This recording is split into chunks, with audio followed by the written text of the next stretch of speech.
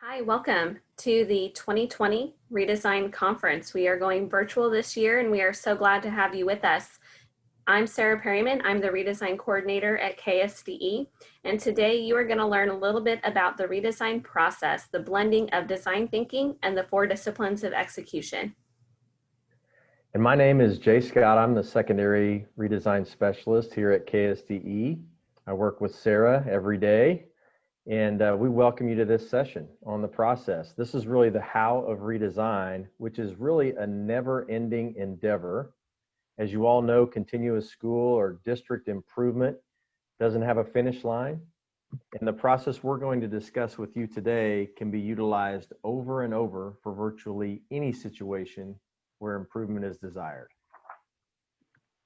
So on this next slide, this is really the visual that we use quite often when talking about how to redesign the process. Redesign is equally grounded in 3 buckets. One is the process, which we're going to dive deeply in today. Another is the 4 redesign principles, which there are several other videos on those 4 redesign principles as part of this conference.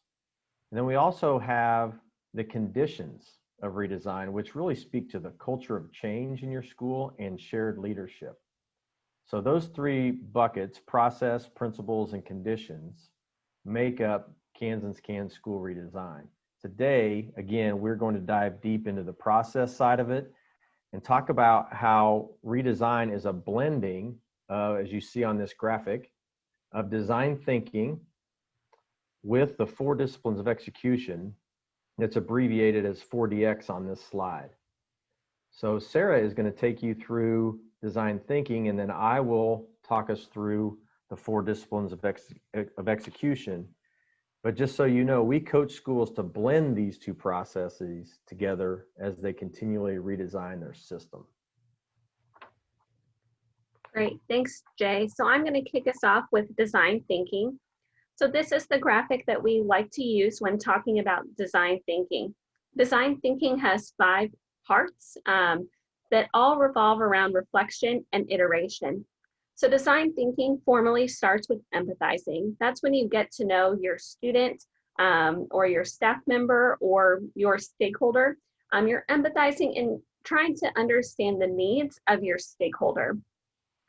Once you've empathized and you've begun to understand the needs of your stakeholder, then you can define their needs.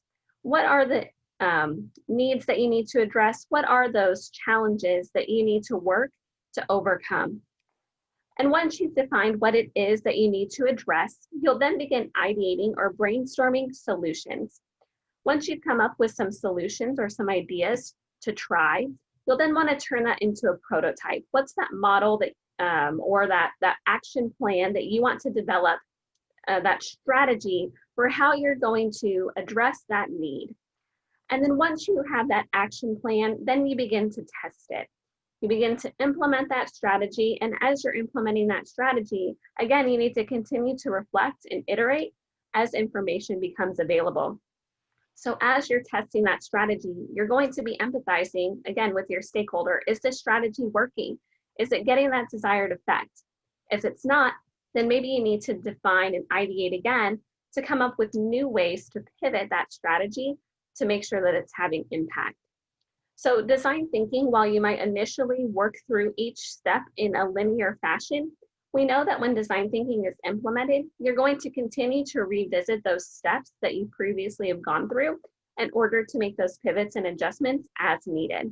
So that reflection and iteration that's at the center of this graphic is something that you'll do throughout the entire process. So what is design thinking? Again, it's iterative. You're going to continue to change and adapt as you get to understand your user. We also know that in design thinking, we want to challenge assumption and redefine those challenges. A lot of times we do that by asking a how might we question. So instead of phrasing your questions so that you're working to solve a problem, we challenge you to reframe that question into how might we achieve the desired outcome. Thus, instead of strategizing to solve a problem, you're strategizing to reach a desired state. And so we know that this can help us identify alternative strategies that aren't always instantly apparent, because instead of working to solve a problem, we're working to achieve a better outcome. And that challenges us to think differently. So again, we're thinking about solutions instead of solving problems. We're thinking about an outcome and not just a temporary fix. And why do we like to use design thinking? First and foremost, it asks us to think about our user. We know that our students are at the center of everything that we do. And with design thinking, we start by thinking about those individuals whom we hope to impact. Usually that's our students. And so that's where we like to start. And that's why we like to use design thinking. Design thinking is also a beneficial way to address challenges because it gets us to think outside the box. And it also builds into the process iteration and rapid response. We don't continue doing something because we decided to do it. We continue to do something because it's working. So we're continuing to reflect throughout, and we're making those pivots and adjustments as needed to make sure that we're always being effective. Design thinking fosters that curiosity. That ideate phase is really important because it gets us thinking outside the box and brainstorming for those fresh approaches. And it also helps us put biases aside and start with the beginner's mindset. We're starting from what is it that our stakeholders, our students, our staff members need, and then we're thinking creatively outside the box, thinking for that desired outcome, and we're strategizing to get there. So that's just a little bit about design thinking, what it is, and how we use it in Redesign to help us improve what it is that we do day to day to help our students reach success. So now Jay is going to tell us a little bit about how we blend that with the 4 disciplines of execution. Thank you, Sarah. That was a wonderful overview of design thinking, and I love the part where you talked about focusing on the student. And I think that's where design thinking really has applications across any type of industry. But when you're talking about education, we all are in this for students. So focusing on the needs of the student and using that creative mindset through the design thinking process is truly important. The book, The 4 Disciplines of Execution, many of you may have heard of it. It started out as a business improvement book, but it has application just like design thinking in virtually any industry. Chris McChesney is the main author of it. It's a Franklin Covey book, and we're pleased to announce that if you're listening to this before October 14th, we are bringing Chris McChesney virtually to Kansas. So on October 14th, it's a Wednesday from 4 to 5:30. We'll have a virtual live event where Chris McChesney will lead us all through the 4 disciplines of execution in a masterly way. And so if you get a chance to listen to that, please take advantage of that, be part of that live event. If you can't, there will be a recording made and you can follow up. But the 4 disciplines of execution are really hard and fast rules to follow when you're wanting to achieve your goals. And as Sarah brought this slide up, the 4 disciplines of execution, there are really 2 main things. If you think about your position as a leader, and a position is not a leadership position. It's how you go about the role that you're in. So in my definition, everyone's a leader. So if you think about, there are 2 main things as a leader that you influence: your strategy or your plan, and then your ability to execute on that strategy. Now I have a question for you. I want you to think about it. Which do leaders, yourself, others, struggle with more? Strategy and planning, or executing on that plan? Most will tell you that it's actually the execution part. But yet, what did you study more in your leadership program? Strategy, planning, or execution? Most will tell you strategy. So just through how we're prepared for these jobs in leadership, or these positions, or just leadership overall, a lot of what's focused on is the strategy, but then what about executing on that? And so that's where the 4 disciplines of execution really come into play. This is a quote from the book that we use quite often. We know that especially in education, there's never a dearth of good ideas. It seems as though educators and non-educators constantly have great ideas that you should implement as the leader, and just, good, earnest ideas to improve education. And while you as a leader need to try to be as responsible as you can, it's a good approach to be responsive to people's ideas. Trying to implement all the good ideas that come your way is a recipe for confusion, for frustration, and ultimately poor outcomes. One of the main ideas behind 40X is being laser focused on what's really important and then using that focus to filter ideas as they come your way. So this is the first discipline of execution. You can see on the graphic the whirlwind. That is especially strong this year with the pandemic. The whirlwind is like an F5 hurricane. It's what's urgent. It's what comes at you every day that's urgent. Example, kids, getting kids to school safely, making sure they're wearing masks, making sure your staff and everybody are taking the proper safety precautions. Those are urgent matters. Goals, the other gray box there, no matter what's going on, those are important. They are the important activities, the important endeavors that you want to undertake and focus on. An example could be your students' social emotional learning, your students' academic preparation. If you think about it though, in your day, when those two conflict with each other, when an urgent matter comes up while you're working on something that's important, which one wins out? Again, most will say that urgent will take precedence. And so the 4 disciplines of execution really gets it down to focusing on what's wildly important. It correlates with the define step in the design thinking process that Sarah talked you through. It's identifying what's wildly important and then creating time, 20% time to focus on it. And if you don't carve out that wildly important time, it's very easy for your entire day, your entire week to be swallowed up by the whirlwind. So the second discipline of execution is act on lead measures. Let me explain that. And it correlates with the ideate and the prototype steps of design thinking. Let's start with the rock. The rock is what you're trying to move. It's your overall goal. And it has a lag measure to it, which means that measure will come to fruition after the work is done. It lags behind the work. So I've got a son who's an 8th grader who fashions himself as a basketball player. And he wants to shoot the basketball better.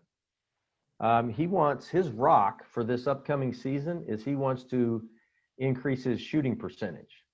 And for instance, he could say, you know what, last year I was shooting 40%. This year I want to move to 55% by the end of the season. So that's really his lag measure, right? He's looking at his overall shooting percentage for the year. His lever, the lead measure, that which he can influence and which he can use to predict how things will turn out with that lag measure, his lever is taking 300 shots per week. That's his lead measure. And he's got that underway. He shoots 300 shots a week and he tracks his makes. He tracks his successful shots. His lead measure is something he can influence, he can go out and do, and it can predict how he'll do at the end of the season on his shooting percentage. So the rock is way out there in the future and you can't really do much about it today, but the things that you can do about it today are lead measures.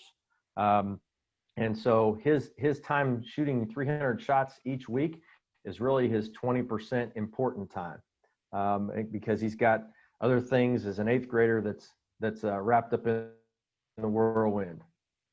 So that's really the second discipline of execution. The third discipline is keeping a compelling and public scoreboard. It aligns with the test phase of design thinking. And keeping score, this is the premise from the book, keeping score changes the dynamic when it's public.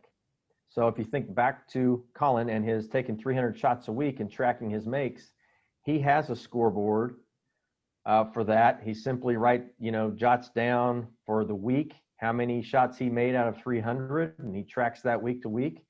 But if he just keeps that on a spreadsheet on his computer that he can only access, that may not lead him, that may not change the dynamic, right? That may not create enough urgency for him if he's the only one that can see the scoreboard. So what we've asked him to do is post it in the house so that anytime someone comes over, any family members, any of his friends, they can see his scoreboard, and that's going to change the dynamic for Colin as he moves forward. So that's an important point, is any scoreboard on the lead measures. Now the lead measures are what you keep score on, must be public. It's a player scoreboard, not a coach's. So I didn't develop the scoreboard for him. He developed that himself. And then you can see the criteria for a quality scoreboard for discipline 3. And then the last discipline is creating a cadence of accountability. And again, it aligns with the test phase of design thinking. And this is the fourth and final discipline of 4DX. And it's also the one that if you don't take the time to actually create a cadence of accountability and hold accountability meetings, then the other 3 disciplines really don't matter. It's very important that that there's time every week or every other week, maybe once a month, where your staff or your team can get together and look at your scoreboard of your lead measures, those levers for your rock, for your lag measure, and take an account on what happened last week or the last time that lead measure took place, review the scoreboard, and then clear the path and make new commitments to your team for the next time that you do that. For Colin, that would be simply meeting with myself every week. He can go through how his, how the shots went that week, taking 300 shots. We can review his scoreboard together. I can keep him accountable to that. And then maybe something like clearing the path, like I can actually go out, get a little exercise myself, rebound for him, and give him a good feed so he can take a good shot. So that's just a simple, and those are short meetings. Those are 10 to 15 minute meetings where everybody goes around and talks about their lead measures and their progress towards that end. So those are really the 4 disciplines of execution in a nutshell. We found that schools that follow 4DX and they stay on track to reach their wildly important goals, and they see their staff and students stay more engaged and focused along the way because of the scoreboards and the accountability meetings. So this slide again is design thinking blended with 4DX, the 4 disciplines of execution. Just think of design thinking as kind of that creative mindset and keeping the students at the center of your thinking. But then design thinking are those hard and fast rules on how to execute those creative and innovative solutions you come up with through the design thinking process or any school improvement process. Sarah, I'll just turn it back over to you. Great, thanks so much, Jay. I always appreciate the reminder of those 4 disciplines of execution and how they can really apply to not only what we do in schools, but that we can really make it a process that we use in executing on those things that matter to us personally. And so as we close off this video today, we want to leave you with a challenge. We want you to think about how you can apply design thinking and the 4 disciplines of execution to an existing difficulty that you're experiencing. It can be big, it can be small. As we've seen, you can use this process to solve any problem, any challenge to reach that desired outcome. So how might you engage in the redesign process to find solutions? So maybe some difficulties you're experiencing right now, some challenges that you want to tackle or overcome. Maybe students are struggling to engage online, or maybe something small like you're struggling to take attendance daily, or maybe you're a leader and your teachers need support in teaching asynchronously. How might you use the design thinking, the 4DX process to reach the desired outcome? For example, with that small problem, if you're struggling to take attendance daily, empathize with yourself. Why are you struggling to take attendance? What about your new context has made attendance taking so difficult? And then what might you try? What small adjustment could you make to ease the stress or the tension that you're feeling around taking daily attendance? Maybe right now you're taking attendance and it's just a roll call. And maybe on Zoom, that's time not well spent. So how might you engage students in the experience of taking attendance so that you can kick off your day, get that attendance taken in an effective manner, but you're keeping the class engaged? Maybe you try doing a soft start question where there's a fun question and then a content related question. Serves two purposes: getting attendance, getting students engaged, but then also you can use that as your pretest or your informal formative assessment to kick off that lesson. It's not something that's safe enough to try and something that you can easily account for. Did you do that soft start every day? And by Friday, was it working? Are there some small adjustments you can make next week to get students engaged, to get that attendance taken, and to make the process of virtual instruction more meaningful for you and your students? We hope that you've been able to see through this video that process of design thinking, that 4DX, of disciplines of execution, is really something that you can use with any problem, big or small. And just know that we are here to support you in solving those problems and reaching those desired outcomes for you and your students. So this is the contact information for the KSDE Redesign team. You can contact all of us by emailing redesign@ksde.org, or you can email us individually. We hope that you've been able to get something from this video, and we encourage you to go to the KSDE Redesign webpage to access more of our Redesign Conference virtual learning opportunities. Thanks so much. Take care, everyone.